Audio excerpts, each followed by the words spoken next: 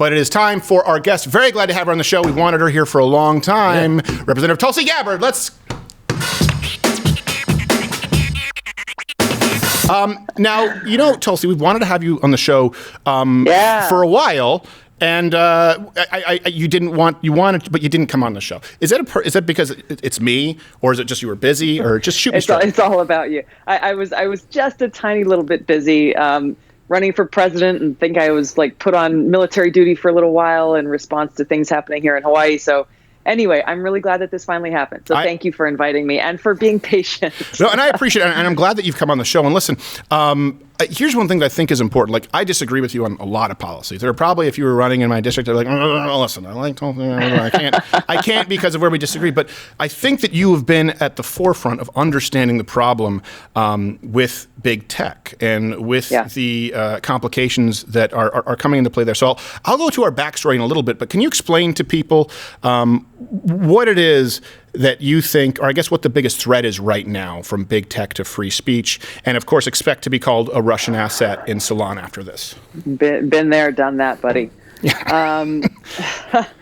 I mean, really what this gets to the heart to is the threat to free speech. And so I think this is where it is so important, especially right now during these crazy and divisive times. Let's see where people like you and I can agree. And fundamentally, as Americans, we agree in our constitutional right to free speech. And when you have you have these big tech monopolies essentially deciding who has a voice and who doesn't in these virtual public town squares that they've created.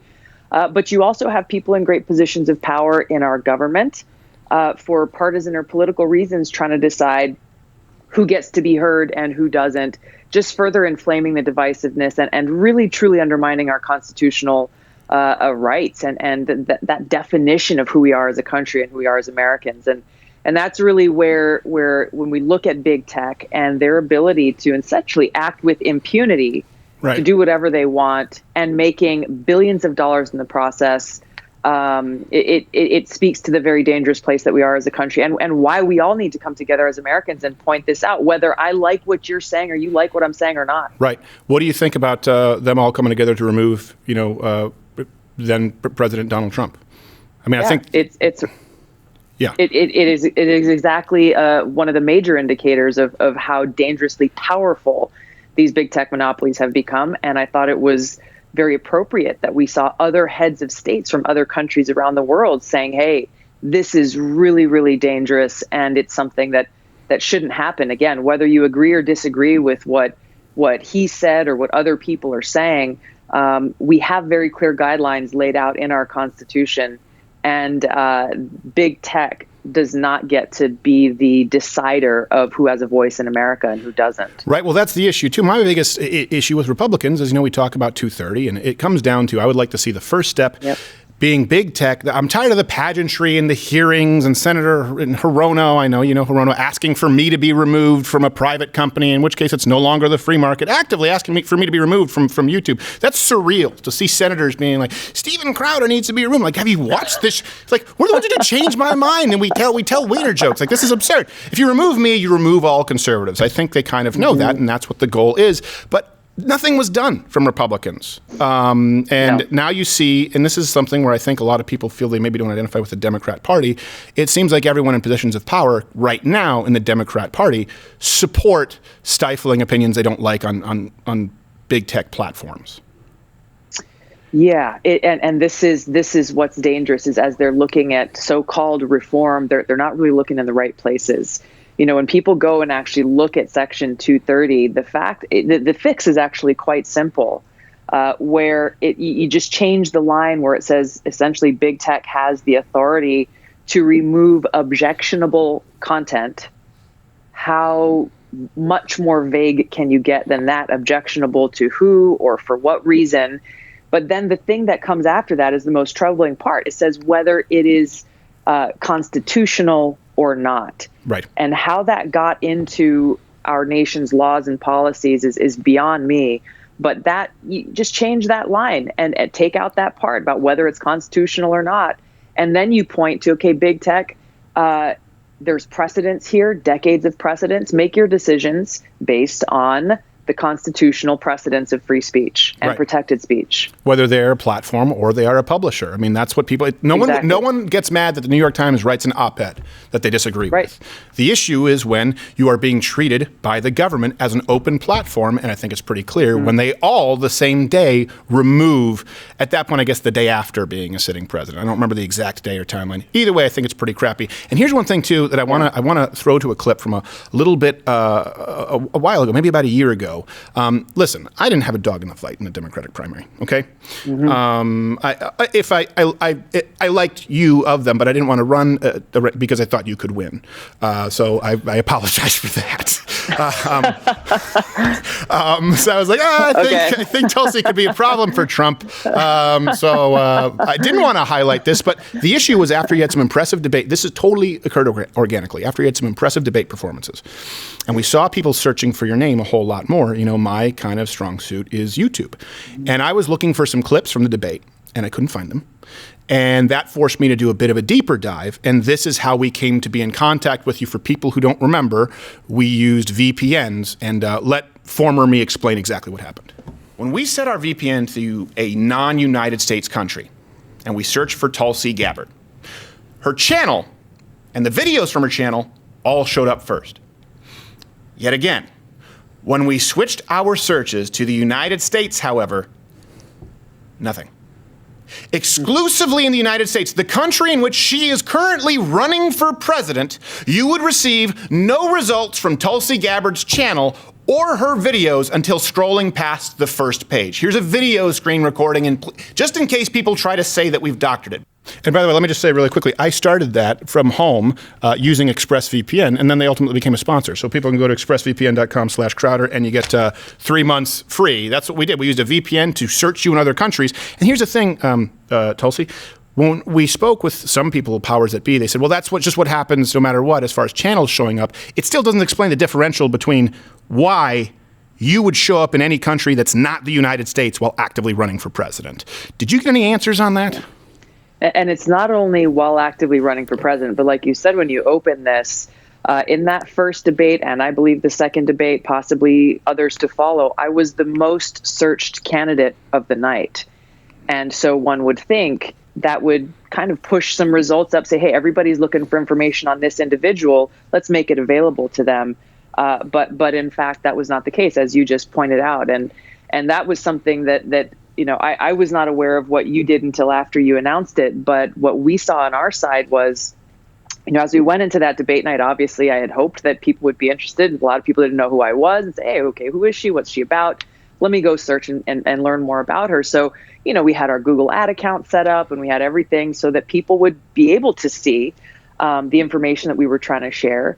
And shortly after we learned I was the most searched candidate, magically our Google Ads account was canceled without explanation, without any direction, saying, hey, fix this and then we'll put it back up. It was suspended. And we were working the phones and the emails. We were trying to figure out, hey, what's going on here? How do we get this back up? Because this is a pretty critical time for our campaign. And it wasn't until sometime later that it was magically restored once again without any explanation or really any response whatsoever. So, that is rough. And I think there are two reasons that you were the most searched. I remember on one night, first off, you went after Vice President Kamala Harris like a spider monkey on crack. You were vicious. And I think it doesn't hurt. That's quite a description. Yes. And I don't think it's out of, and I don't know that you are, I'm a married man. You're a fetching lady. I mean, especially, you know, next to people like Bernie Sanders and Elizabeth Warren, I think, you know, it helps that you're fine. I hope that doesn't offend you. I'm a happily married woman too. We're okay, all good. And my wife is also fine. But I mean, just compared to, you know, Joe Biden. So I think, but I remember that's why we were searching for you. And like I said, I would have every vested interest. Look, if I want to run against the weakest opponent, I thought, okay, you know, someone like a Warren. And I said, the people who could be a problem could be a Tulsi Gabbard or maybe Yang, but you know. So it changed a little bit until he got all memey. But the reason. Yeah. The reason for that, though, is actually a really important one, and you're absolutely not the first person I've heard that from some of my friends on the Republican side during that campaign saying exactly that same thing, because they saw what we were doing, which was actually a beautiful thing when you take a step back from the electoral politics, which was I was bringing people from across the political ideological spectrum together. My town halls, we had everybody from Bernie Sanders supporters to red hat, Trump MAGA hat wearing Trump supporters. Okay, you said red hat. I thought you were about to say red hair. I was like, you got to boot those people. No. And having very respectful, open discussions and conversations. Not everybody saying kumbaya, we all agree on everything by any means, but coming together in that spirit of saying we love our country and we want to work together to be able to do some good things. And that was, I think, the threat that not only people like you may have seen, but also some people in the Democratic Party probably saw. Well, I saw it as a threat politically, meaning like, okay, Democrat, Republican at this point. Yeah. But I saw it as someone like yourself as good for the country. And so I have to get past myself. And as someone, for example, who does a change in my mind, as someone who's had people, I mean, I've had, but we just talked about imams on the show who actively used my show to call for my death live on air. And I was like, oh, we maybe should cut his microphone. But I didn't. I let him speak his piece. And we've had everyone from far left to centrist to right on this show. It doesn't mean you have to agree, but you need to have a conversation. I think Gerald Morgan has a question for you, if you can bring him in there. All right. Can you hear me? My mic unmuted? Stop wasting her time. She's busy. Sorry. So you brought up a really good point. You said that Google took you down, didn't really say anything about how you did it. They took down her ads. Her ads, right. And keep in mind, too, they were taking down her ads while we were running the searches, and you couldn't find her organically. Exactly. That's just so corrupt. That's Google, that's YouTube. We've had Facebook issues. These companies seem to be acting with impunity, and we've given the Republicans a hard time for not doing more about it. Are there any people on your side of the aisle that have the same concerns that you do about this? So is there any hope for this changing if the Democrats are in control? There's a lot of talk, and this has been the problem, is that when it is people who feel like they are being targeted, then they start to speak up about it. So we've heard a lot of talk. We've had a lot of these fancy hearings, but when it comes down to the kind of change that we're talking about here today, I don't see it, to be quite honest. They're talking about making some other changes that I think would probably move in the wrong direction of squashing more voices than actually moving in the right direction, which is doing what you just talked about, Stephen, is let people come on, let people air their voices. You can agree, disagree, whatever, but this is America, and that's what we do here. Yeah, I let a lot of people on the show. I mean, even Dave Rubin. Not that his views are radical; he's just boring. He's vanilla gay. He's so domesticated. I told him I was coming on your show. He had very nice things to say about you, Stephen. I love Dave, but if you know who's better of that is his husband, Other Dave. His husband, Other Dave, is far more fun. I feel like those conversations are always like, come on, Dave, to Ruben, why can't we go? He's like, I'm going to stay in tonight and binge watch. And I'm like, So, no, but I do want to ask how you would classify your views, because we're talking about there's been a lot of talk. And I do view, when they call for unity and they say the right is really far right, listen, I'm about as conservative gets. If you were to line me on that spectrum, more libertarian, I see really the radicalism coming from the left as far as not only banning speech, but before your term ended, you proposed a bill to ban biological males who are trans females from women's sports to protect Title IX. And that seems like something that should be reasonable. Because here's the thing, when the LGBTQ, AAIP, and it kept expanding, I remember we had the people on this show. I had a trans activist on the show, and I said, well, what do you do then when it comes to women's sports? And this was before we had the Fallon Fox scenario, breaking someone's orbital. And the Z said, we're not asking to be in women's sports. I said, but what's to stop it when you say that men and women are no different? You can change it on your driver's license. And here we are. To me, the fact that you have to propose a bill to ban biological males from competing in women's sports says that the Overton window has moved. Can you tell us, too, about the kind of backlash that you received for something that reasonable? The response was varied. I got a lot of backlash from people who I don't know if they even read the bill. The word trans is not even included in the bill. It was purely a bill that was intended to clarify, uphold, and strengthen Title IX in order to continue to carry out the legacy of this historic legislation that was a game changer for people like my mom, who grew up super athletic, a tomboy. She wanted to play sports, but she was limited to cheerleading and water ballet.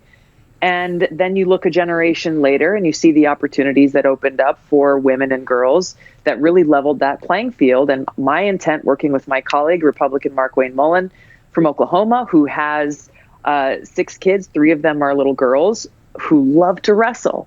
And for him and his wife, they're thinking, okay, what happens if one day we take Lara out to a competition and all of a sudden she's up against a boy who is much bigger and much stronger, and what kind of not only unfairness that creates, but also just the physical danger that his little girls would see. So common sense legislation upholding Title IX and supported by science and common sense.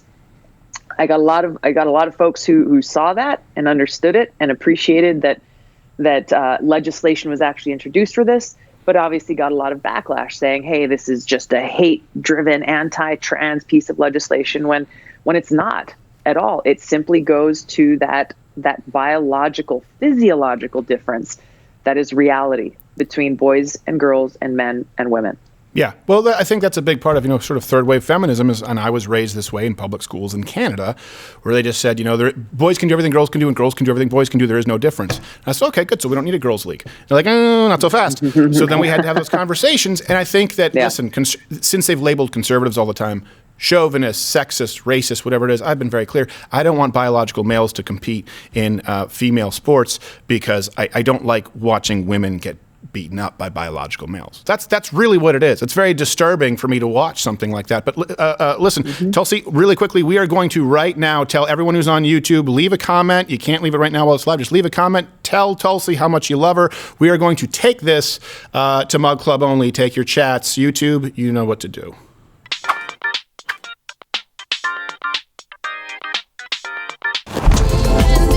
Watch Good Morning Mug Club live every Monday through Thursday at 10:15 Eastern.